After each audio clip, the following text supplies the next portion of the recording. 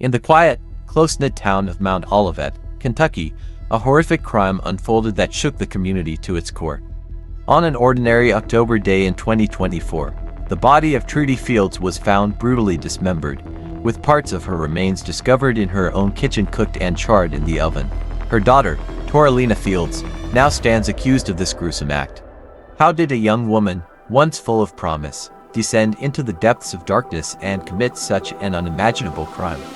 This documentary delves into the tragic events, the investigation, and the unraveling of a family that once seemed ordinary. Torilena Fields once lived an ordinary life, or so it seemed. Growing up in Kentucky, she was raised on a farm by her mother, Trudy Fields, a devout Christian woman known for her kindness and strong moral compass. From a young age, Torilena showed potential. She was athletic, ambitious, and harbored dreams of making it in Hollywood. Her move to California marked the beginning of what many believed would be a bright future. Yet, beneath the surface, an inner storm was brewing, one that no one could have predicted would erupt in such a devastating and tragic way. In recent years, Torilena's life had taken a dark turn. A severe motorcycle accident left her with a traumatic brain injury, altering her behavior and leaving her with significant memory loss. She could barely recall her own name. Her mother, always the protector, had stepped in to care for her, but something had changed in Torilena. Friends and family noticed her growing paranoia and erratic behavior, warning signs that went tragically unheeded. On the fateful day in October 2024, Trudy Fields' life would come to a brutal and shocking end. Two contractors arrived at the family's home in Robeson County to complete work on the property. They knocked on the door but were met with silence. They saw strange marks in the yard, drag marks that led them to the gruesome discovery of a dismembered body. The realization of what had happened hit like a wave of horror. Authorities arrived shortly after, uncovering a scene that defied belief. Inside the house, they found the dismembered remains of Trudy Fields, her body parts scattered and placed in a pot in the oven. The oven was still warm, the remains charred, as though Torilena had been in the midst of some nightmarish ritual. Outside, the body was headless, limbless, devoid of humanity, leaving even the most hardened investigators shaken. Torilena Fields, now 32, had been found at the scene, showing no signs of remorse or comprehension of the horrific act she had committed. Her mind, already fractured by the head injury, seemed lost in a fog of madness. The once hopeful actress had descended into a pit of unimaginable darkness. Neighbors spoke of her recent interest in witchcraft and strange occult practices, casting eerie spells and behaving erratically, as if controlled by forces beyond her understanding. At her arraignment, Torilena faced charges that included not only the murder of her mother but also the torture of a dog found at the home. The gruesome nature of her crimes, dismembering and cooking her own mother's body, left the courtroom in stunned silence. The judge, unable to conceal his disgust, ordered a psychiatric evaluation. As the community struggled to make sense of the horror, whispers of satanic rituals and possession began to surface, a desperate attempt to explain the unexplainable. Family members of Trudy Fields, including her niece Olivia Brock, were present in court. Olivia tearfully recounted the vibrant, loving woman Trudy had been. She spoke of the unwavering care Trudy had shown for her troubled daughter, even as Torilena spiraled deeper into mental illness. The shock and grief weighed heavily on them all. How could a daughter commit such an atrocity against the very person who gave her life? Torilena's case quickly garnered national attention. News outlets picked up the story, calling it one of the most disturbing family tragedies in recent memory. Experts debated the role of mental illness in her actions, with some suggesting that the brain injury had exacerbated underlying issues. Others pointed to her isolation and delusions as a breeding ground for such violence. But no explanation could suit the overwhelming sorrow that engulfed the Fields family and their small Kentucky town. As the trial loomed, more chilling details of Torilena's life began to emerge. Her brief stint in Hollywood had been filled with frustration and rejection. Small roles in low-budget films were all she could secure, and the fame she longed for always seemed just out of reach. When her acting career failed to take off, she returned to Kentucky, her dreams shattered. The motorcycle accident seemed to be the final blow to her already fragile psyche. Chapter after chapter of her life appeared marred by missed opportunities and trauma, culminating in an act so brutal, it defied comprehension. The once hopeful young woman, now a figure of infamy, would forever be remembered not for her dreams but for her darkest, most horrific moment. As we explore the details of the case, it becomes clear that Torilena Fields' life took a dramatic turn after suffering a traumatic brain injury from a motorcycle accident. Friends and family describe her behavior as increasingly erratic and concerning. Police reports indicate that, prior to the murder, Torilena had become involved in bizarre rituals, casting spells and acting out in ways that alarmed those around her. The investigators discovered a scene so disturbing that even seasoned professionals were left shaken. Her mother's dismembered body, hidden both outside and inside the house, some parts charred beyond recognition.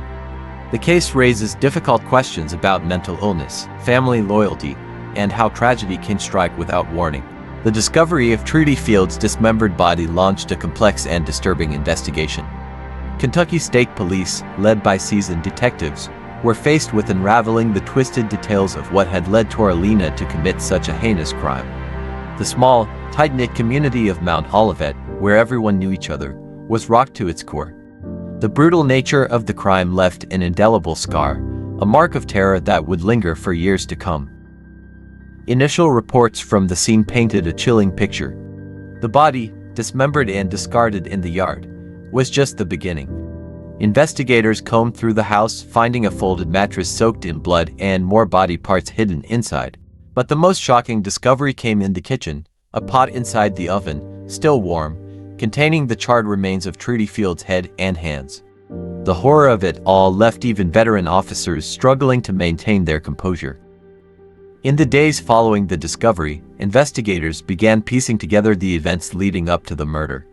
Neighbors and family members were interviewed, and a clearer, more disturbing picture of Torilena's mental state began to emerge. Her recent delusions, fueled by an interest in witchcraft, had raised alarms. Some claimed she had been performing strange rituals in the days before the murder, casting spells and speaking of dark forces controlling her actions. Yet, no one had foreseen the tragic outcome. Forensic experts were brought in to analyze the scene. The brutality of the murder and the precision of the dismemberment suggested a deliberate and planned act, though Torilena's mental instability complicated the narrative. Was this the work of a cold-blooded killer, or had her fractured mind led her to commit an unspeakable act in a fit of madness? The lines between sanity and insanity blurred as the investigation continued. As the autopsy results came in, more unsettling details were revealed. Trudy Fields had been shot in the head before being stabbed multiple times. The dismemberment had occurred post-mortem, a gruesome act that seemed more ritualistic than practical. The medical examiner noted that the body parts found in the oven had been charred, as though Torilena had attempted to destroy evidence in the most horrific way possible. For the investigators, the case became a race against time. They needed to determine whether Torilena was competent to stand trial or if her mental state would play a pivotal role in her defense. Psychiatrists were called in to assess her, delving into her history of mental illness, her brain injury, and her recent bizarre behavior. What they found only deepened the mystery. Torilena exhibited signs of severe dissociation, often losing track of time and reality. She claimed to have no memory of the murder, her mind locked in a fog of confusion. As the case prepared to go to trial, the media descended on Mount Olivet. The small, quiet town became the epicenter of a national conversation about mental illness, trauma, and the dark potential lurking within the human mind. Reporters from across the country covered every detail of the case, from the gruesome discovery to the psychological evaluations. The Fields family, still grappling with their grief, became unwilling participants in the media frenzy. Torilena Fields, once an aspiring actress, now faced the possibility of spending the rest of her life in prison. The court would soon decide her fate, but for the community of Mount Olivet, the damage was already done. The horrific murder of Trudy Fields had left a wound that would never fully heal. And for Torilena, the path that had led her from Hollywood dreams to this dark and twisted reality remained a tragic mystery. Picture this, rolling hills of Kentucky, a small town. You know, the kind of place where everyone knows your name, right? And right in the heart of it all, you have this young woman, Torilena Fields. She trades that simple life, that whole small town thing, for a shot at Hollywood. But, and this is where it gets interesting, instead of red carpets and movie premieres, her story, well, it takes a dark turn. A turn no one could predict it. It's a classic story, right? Yeah. Big dreams, harsh realities. Exactly. And that's what we're diving deep into today. This case, it captivated the whole nation, and not just because of the gruesome details, it's the unsettling questions it raises. Questions about the human mind, especially when it's been through the ringer. Right. Like, how much can trauma really change a person? Exactly. We're talking about the murder and dismemberment of Trudy Fields, a crime allegedly committed by her own daughter, Torilena. And trust me, we've gone through it all. News reports, court documents, even witness testimonies. Trying to piece together this puzzle where, and this is the crazy part, the pieces seem to fit, but the picture they make, it just doesn't make sense. It's like trying to solve a jigsaw puzzle where half the pieces are from a different picture. That's a great way to put it, because what we're really trying to figure out here is, was this act driven by cold, calculated premeditation, like she planned it all out, or did it stem from like a fog, a mind ravaged by trauma? A question of free will versus like almost an out-of-body experience, right? Exactly. So let's rewind before the darkness. Torilena, growing up on that Kentucky farm with her mother, she always had these big aspirations, bigger than her hometown. So she takes off, heads for the bright lights of California, chasing that Hollywood dream. But the reality of that world, well, let's just say, it can be brutal. Oh, absolutely. It's a complete 180 from the world she knew. The pressure cooker of constant rejection, the competition, it's cutthroat. It can wear down even the toughest people. And for Torilena, this pressure, it collides with a life-altering event, a motorcycle accident. And this wasn't just a fender bender. She's left with a severe traumatic brain injury, TBI. Right. And we're not talking about a little bump on the head here. Not at all. The source material, it describes significant memory loss, difficulty controlling impulses, even these like drastic personality shifts, almost as if someone hit the reset button on her brain. It's like her brain got rebooted, but with corrupted files. And given all of that, how much can we really understand about her actions later on? That's the million-dollar question, right? Because the brain, it isn't some simple machine. You can't just swap out a damaged part like you would with a car. It's more like, imagine your computer's hard drive, but this hard drive holds everything you know, everything you are. Now, imagine that hard drive gets shaken violently. Some of the data, it gets corrupted, lost forever. Suddenly, the programs, they don't run the same way. You might even see things you never expected, glitches in the system. That's TBI in a nutshell. So we've got this young woman grappling with this devastating accident. She returns to Kentucky, her Hollywood dreams completely shattered, the life she envisioned, gone. And this is where her mother, Trudy, steps in, becomes her primary caretaker. It's a complete role reversal. Yeah, talk about a recipe for disaster. And well, sure enough, things take an even darker turn. Torilena's behavior, it becomes increasingly erratic.